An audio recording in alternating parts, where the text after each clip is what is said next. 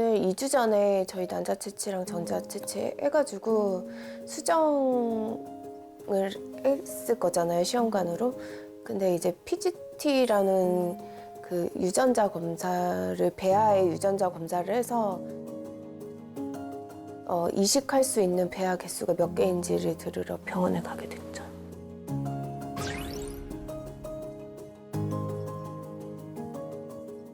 안녕하세요. 대구 차병원에 근무하고 있는 강인수입니다. 저희는 30년 전서부터 이 PGS와 유전병에 대해서 PGT를 해오고 있었습니다. PGT를 하는 데서 중요한 것은 우선 연구실에서 장비도 좋아야겠는데 연구원들의 기술력과 지식이 상당히 중요하다고 생각합니다.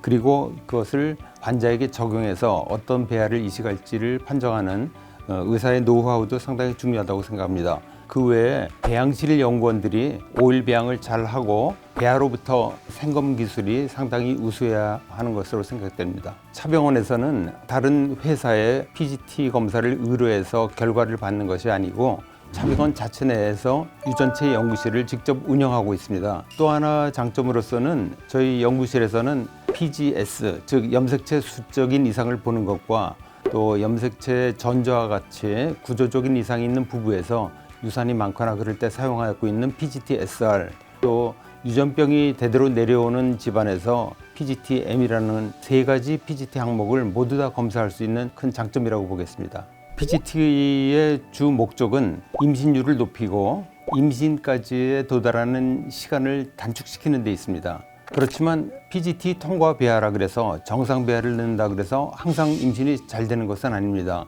그래서 PGT 이전에 각 환자가 갖고 있는 그 난임 요인이 무엇이 있는지를 면밀히 조사해 봐야 됩니다. PGT 이외에 다른 요인들, 즉 임신율을 높이는 노력이 상당히 필요하다고 생각합니다.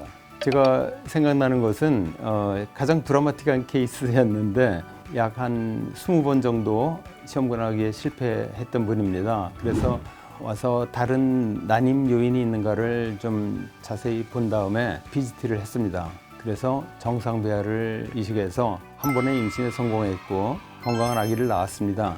이분으로 보면은 임신되기까지의 기간을 많이 단축을 하게 된 것이죠. 차바이오텍 서울역센터에서 시행하는 착상전 유전진단, 곧 PGT는 다양한 질환을 대상으로 검사를 하고 있는데 그 여러 가지 방법을 사용함에도 불구하고 해결하지 못하는 유전질환들이 굉장히 많이 있습니다. 그래서 이럴 때는 새로운 방법을 고안해서 착상전 유전진단을 시행하게 되는데 저희가 세팅했던 방법이 캐리어매핑이라는 방법입니다. 저희 캐리어매핑 방법은 NGS 기계를 사용해서 진단을 하게 되는데 현재까지 그 기계를 사용해서 캐리어매핑을 진단하는 곳은 저희 차바이오텍 서울역센터밖에 없습니다. 단 하루 만에 결과를 낼 수 있는 최신 장비로서 앞으로도 계속 사용을 해서 환자들의 니즈를 충족시켜줄 예정입니다. 네, 잠실 차병원 신지은입니다. 산부인과 교수 류혜진입니다. 안녕하세요. 서울역자병원에서 근무하고 있는 유은정입니다. PGT는 이제 단어로 이해하시기가 좀 더 편할 것 같아요. 그래서 프리 임플란테이션 제네틱 테스팅이라고 해서 착상 전에 배아 상태에서 일단 유전적인 검사를 시행해보는 것을 말하게 됩니다. 오셨을 때 이제 환자분의 나이와 어떤 임상적인 상태를 먼저 살펴본 다음에 만약에 필요하다면 이제 검사를 권유드리는 편이고 검사 결과에 따라 이제 특정 검사들을 진행을 하시는 걸 안내를 드리게 됩니다. 일단은 PGT-A, SR, M으로 나눠지게 되는데 PGT-A는 부부 염색체가 정상인 부부 중에서 반복적으로 3번 이상이 착상이 되지 않거나 2~3번 이상의 반복적인 유산을 연속적으로 했다거나 고령의 38세 나이에 적응증이 되시거나 아니면 만성 난임인 경우에 진행하시는 것을 PGT-A라고 합니다.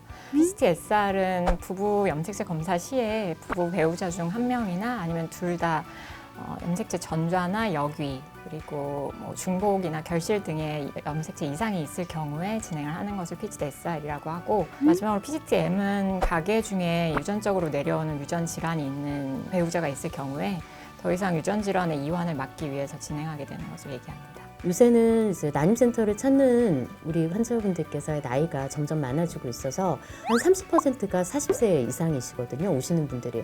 근데 그런 분들은 더더구나 비정상의 염색체를 가진 배아의 확률이 굉장히 이제 높기 때문에요.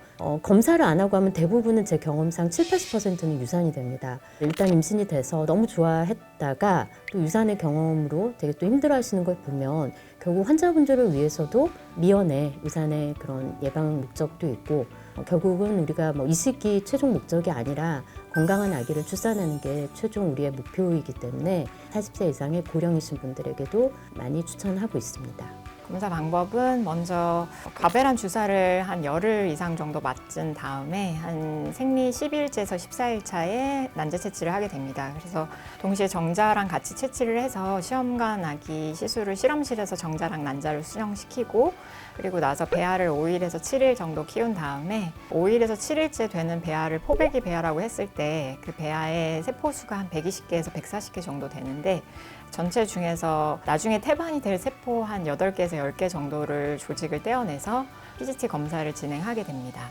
PGT-A의 가장 큰 장점 중에 또 하나는 예를 들어 시험관 아기 시술을 통해서 5개의 배아가 만들어졌는데 그중에 등급은 좋지만 비정상인 염색체, 임신이 안 되거나 유산이 될 배아 그런 아이를 거르고 그리고 정상인 염색체를 가진 임신이 될 아이를 골라서 이식을 하기 때문에 그런 부분에서 임신율을 높일 수 있는 그런 방법이 되겠습니다. 이 배아에 대한 검사가 과연 필요한가에 대해서 의문을 갖는 분들이 아직은 많은 것 같습니다.